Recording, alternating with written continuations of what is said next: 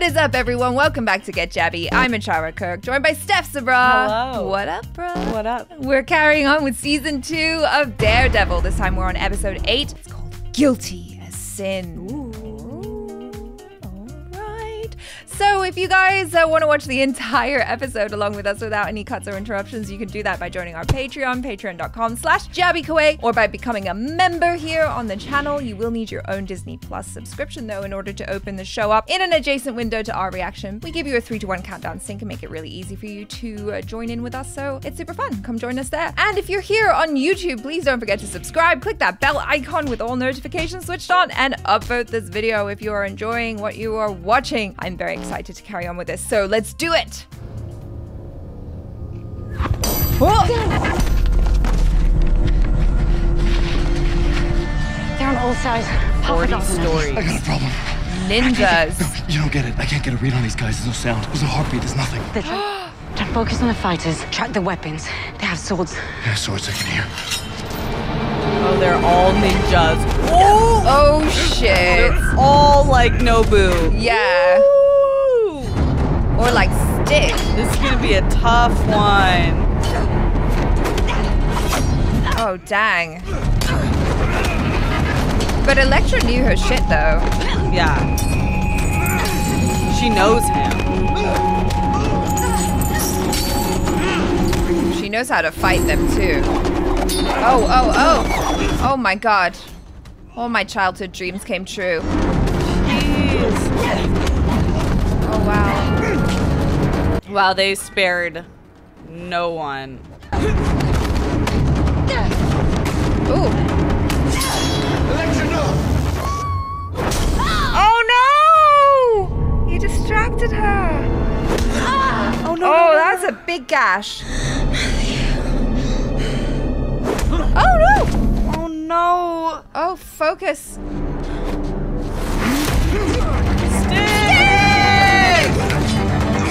Stick's gonna murder y'all. Oh yeah, he doesn't give a shit. No. So, who wants to get the hell out of here? Me.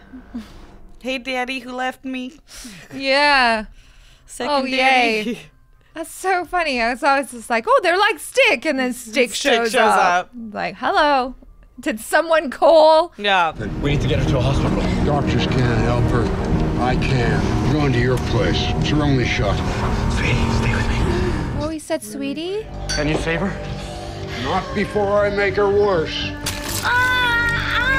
Stick, take it easy. Those clothes were poison. She'll be dead in 20 minutes. I'm gonna pull some serious juju out of my ass. Make the goddamn thing. Oh.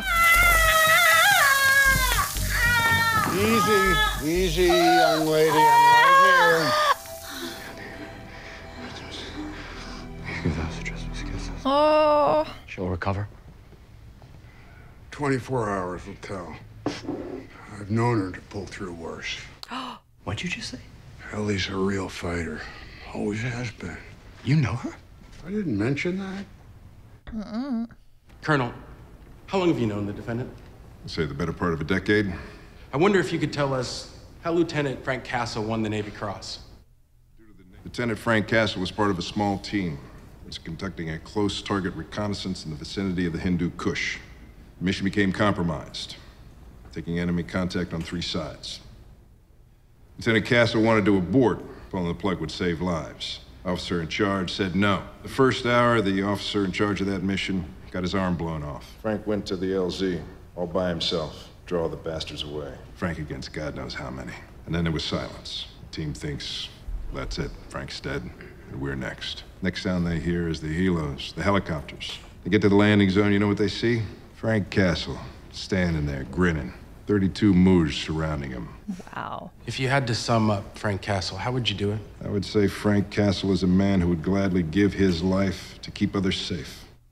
And the crimes he's accused of today, could the man you knew have committed them? Absolutely not.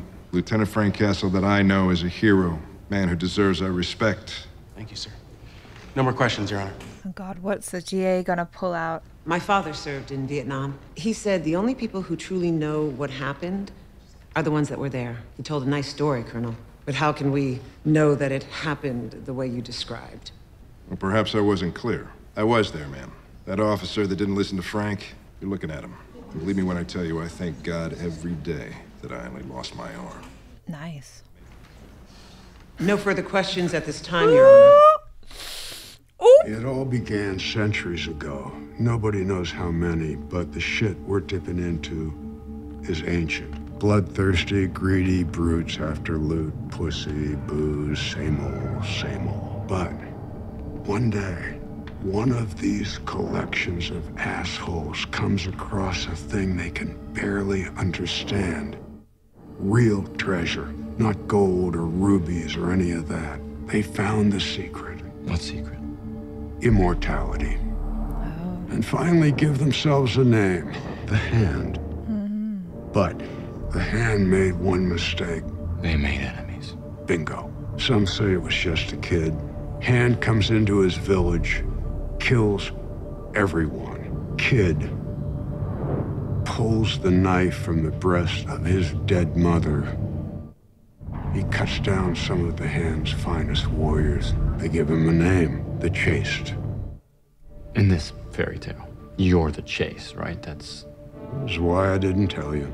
No, it's good. It leaves you front and center, finding the Hand, keeping the black skies at bay. Welcome to the world, kid. Elektra works for me. Damn, I have chills. Could you please describe the damage Mr. Castle sustained from the bullet? It fragmented on impact, causing damage in both the right frontal lobe and temporal lobe of his brain. What are the effects of such an injury? Mr. Castle is suffering from what we call sympathetic storming. It's a heightened and ongoing state of fight or flight in which the sympathetic nervous system is hyperactive, as if he is reliving the incident of trauma over and over again. Wow. And would you say that Frank Castle's mental state satisfies the definition of extreme emotional disturbance? Objection! Calls for a conclusion. Your Honor, Dr. Lee is an expert on the brain. He is qualified to an opinion, and said opinion is not only relevant, but imperative to the case. Overruled. Personally, I do believe he is suffering from EED, yes. Frank Castle's been through hell. You killed my dad! I don't give a shit what... He was my dad, and now he's gone! I'm now instructing each and every one of you to disregard that outburst and to not let it influence your opinions on this case. That doesn't work. Yeah. Okay. You gotta do something for me. I need you to take the stand. What do you think's gonna happen here? We're not gonna win this thing. No, but we can still reduce the charges. Foggy! Hey. He'll do it. He'll take the stand. Brothers, you heard that kid? Why are we helping him? Do you think that Frank is completely and totally mentally healthy? I think he's batshit. Yeah? Well, then that's why you help him. Matt and I are partners for a reason. There's some things that I'm better at, and there's things that he's better at. This is something that he'll be better at. He's barely spent 2 seconds with Frank. I know, but this moment, Matt is the right person to question Frank. He just is. Listen to Foggy. Okay, I'll get him. Why can't you get him though, Foggy? Uh-oh, is she gonna go into the house? Stick told me about some secret Japanese organization. They won't stop until they've infiltrated your whole city. Killed every last member of the Chaste. We live on the front lines. It doesn't mean we have to fight Stick's way. He kills his enemies, and we don't have to. You make that choice, Answer. No, it's not easy. It's impossible. But it's a choice, and it's a choice that I remake every single day. And you can too. Matthew, there are things about me you don't know. I don't need to know. I want you to. I don't care. Whatever you've done in the past. All right, you could have killed those men at the hole, but you didn't. Because you're not Stick. He can hear you. I don't care. When you were hurt, when I thought I might lose you, I felt hollow. Now, I have no reason to trust you. You've lied to me more times than I can count. But if you leave Stick, be with me. Fight this war by my side, my way. Got company. Hey. You were right. Stick, why you go do that? Let's go somewhere. No, So why? that we can talk. I don't want to. I know this looks crazy, but it's really not. But It doesn't matter. Frank Castle's going to take the stand tomorrow. And your friend could use your help. That's all. Nice meeting you. Stick. Like, Stick is there too, though. Like, I wouldn't think that. I would think something's up, but like... Yeah. I called you here to be useful for a change. We need to get Frank to tell a story in a way that keeps him out of prison and alive. Why don't you put all that torture you put me and Karen through to good use? Okay, here's the play. Walk Frank through his story. Connect the dots between the colonel and the neurologist. We don't have to prove that Frank's version of events is true. We just have to convince the jury that he believes it, and he relives it every day. Think about what you want, Frank. What? Think about what you want, Frank? I'm gonna tell you exactly what kind of man you are. You're the kind of man this city needs. Because, ladies and gentlemen of the jury, we all know this city needs help. Not tomorrow, next week, not when the day comes when the corruption that Wilson Fisk left in his wake is flushed out for good and the police force is finally back on its feet. We need it now. We're willing to take the fight. The kind of people who risk their lives so that we can walk safe at night in our own neighborhoods. New York needs these people. We need heroes. Order. The help they offer and the hope that they provide. Frank Castle wanted to help, but he took it too far. He shot people. It's against the law, and he broke that law many, many times. He's not malicious in intent. Frank Castle is actually a good man. He doesn't know the difference between right and wrong anymore, and he doesn't need punishment for that. He needs help. That's the kind of man Frank Castle is. And now you have to decide what kind of jury you want to be. That's it. Your Honor, can I say something? You may. I'm smack dab in the middle of my right goddamn mind, and any scumbag, any lowlife, any maggot piece of shit that I put down, I did it because I liked it. Hell, I loved it. I'm sitting here, I'm just itching. I'm itching to do it again. Oh. He's trying to get them to do something. I'm guilty, you hear me? I'm guilty. I'm guilty. I'll kill everyone. I mean, he certainly made himself seem crazy. You provoked him. I didn't provoke that. What are you talking about? I had it lined up for you. We could have gotten the charges reduced. All you had to do was get Frank to tell his story. Instead, you veer off into vigilante land. I'm glad we lost. You hear me? I'm glad. Foggy. Karen, let him go. I don't want to hear Karen, it. can I talk to you for 5 seconds, please? Another bullshit excuse. Maybe you are an alcoholic. Maybe you're in a fight club. Maybe you are sleeping with a whole harem of women. I don't care. I'm done. Go back to bed, Ellie. I'm not a child. You can't be with him. Why? You can't change what you are. Matthew thinks I can, and I believe him. Get out before I get nasty. You're in no fit state to do that. Uh-oh.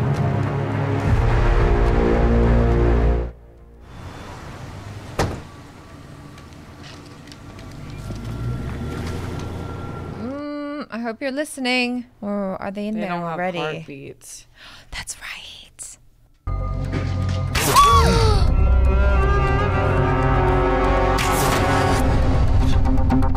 Are they poison arrows?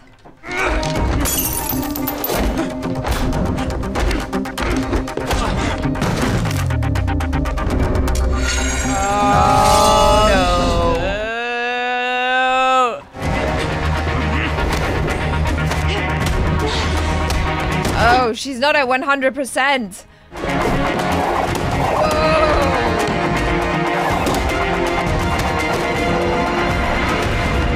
Oh, did you get him?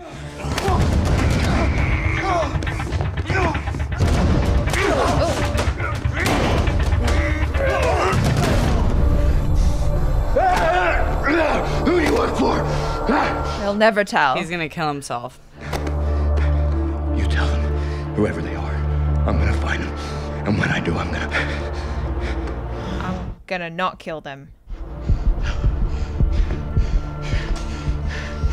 Just a kid. Yeah.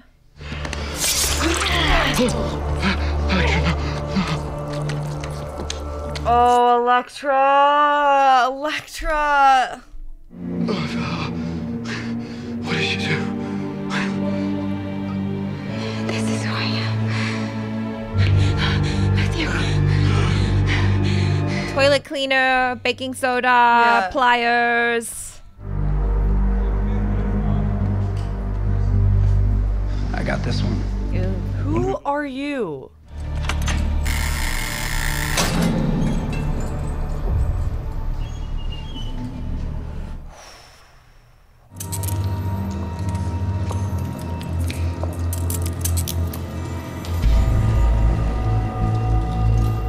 wants him out? I don't know.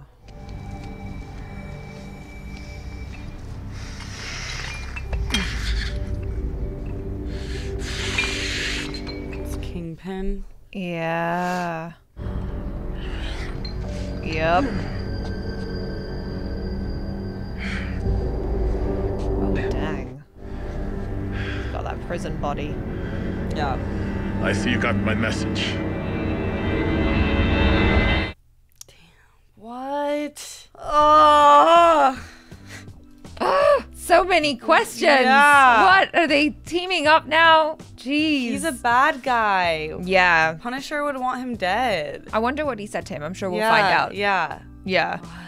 I really liked this episode. For me, it was less to do with like the fighting and the action this time, but it was more to do with the questions about like morality and who we are, can we change? And I thought that stuff with him and Elektra was so interesting because I understand where she's coming from, where she has been told that she is this particular type of person and she's done bad things and she's killed people and she has this darkness within her, which is like the flames of that darkness is fueled by Stick and his ideology. And then here she is reunited with Matt again, and she sees his light, the light that she was unable to snuff out.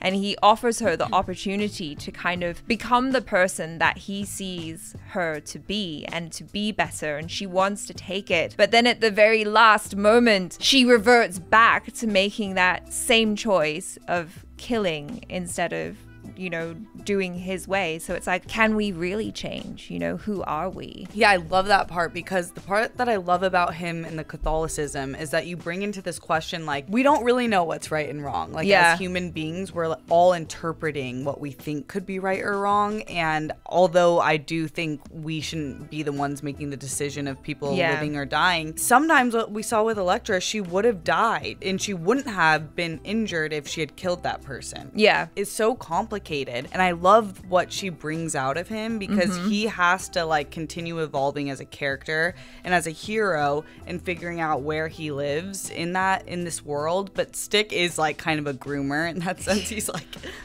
putting his ideology in her and she is who she is now. That's really hard, but I think the writing there was so good because you can kind of see both sides of that. And talking about his Catholicism as well, a moment that nearly brought me to tears was when she was dying and he was kneeling beside her and holding her hand and he was praying. And I don't know what it was about that, but I think there was a certain purity in his love and his faith, you know, that in those darkest moments when you don't know what to do, perhaps all you can do is pray. And I guess it reminds me sometimes of like that part of me where like, I don't know, as I've grown older, I've kind of, I guess, become more rational-ish in a way in my thinking and like stepped away from a lot of the religion that was taught to me when I was younger. But every now and then there is something comforting in certain moments to just say an Our Father. And it's like, I feel better now. Girl, I feel you on that. I'm not religious. I grew up Catholic, but every now and then I do say the Our Father because I pray still. I'm very spiritual, and there's that moment where there's comfort in that, and that is why a lot of oppressed groups of people cling on to religion because when it's the only form of hope, it's so powerful.